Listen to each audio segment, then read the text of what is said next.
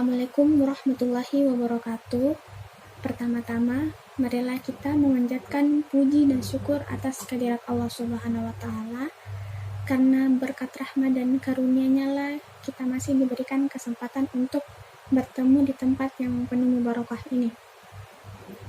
Salawat dan salam tak lupa pula kita panjatkan kepada junjungan kita Nabi besar Muhammad SAW yang telah membawa kita dari alam yang gelap gulita ke alam yang terang benderang.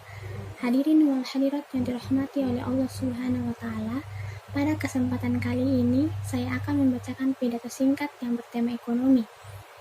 Jika kita melihat lebih dalam lagi, pada dasarnya negara Indonesia merupakan salah satu negara yang memiliki potensi ekonomi yang terbilang cukup tinggi.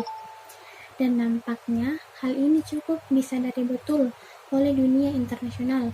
Bahkan dunia internasional nampaknya juga turut mengakui bahwa pada dasarnya negara kita ini mengalami peningkatan yang cukup signifikan dalam tingkat pertumbuhan ekonominya. Dan bahkan Indonesia dikatakan sebagai salah satu negara yang memiliki sistem ekonomi yang terbilang canggih, sehingga pada akhirnya Indonesia pun semakin menjadi salah satu negara yang patut untuk diperhitungkan dalam perekonomiannya di dunia internasional.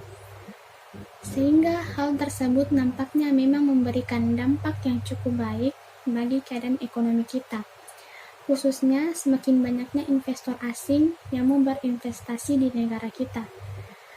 Namun nampaknya keadaan tersebut terlihat jauh dari gambaran keadaan ekonomi, khususnya untuk tingkat ekonomi masyarakat rendah.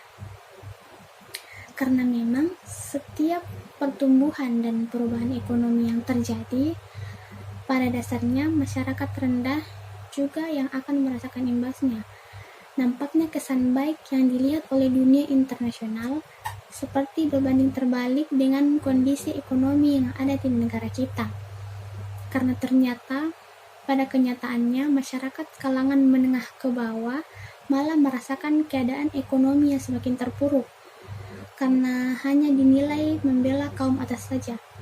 Bahkan banyak dirasakan kebijakan-kebijakan pemerintah yang digambor-gamborkan untuk kepentingan rakyat, nyatanya tetap saja tidak sepenuhnya membela kepentingan rakyat.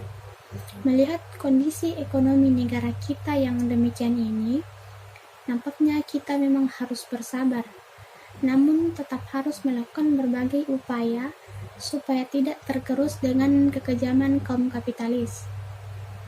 Terlebih dengan adanya arus globalisasi yang membuat tak adanya lagi batasan-batasan dalam melakukan kegiatan ekonomi. Memang harus benar-benar kita manfaatkan dengan sebaik mungkin, sehingga meskipun kita berada dalam kalangan menengah ke bawah, namun kita masih tetap bisa menunjukkan eksistensi kita sebagai kaum mayoritas yang tak bisa dianggap sebelah mata. Hadirin wal hadirat yang dirahmati oleh Allah Subhanahu wa Ta'ala, mungkin itu saja pidato singkat yang sempat saya bacakan. Kurang lebihnya mohon dimaafkan. Wabillahi taufiq wal hidayah. Wassalamualaikum warahmatullahi wabarakatuh.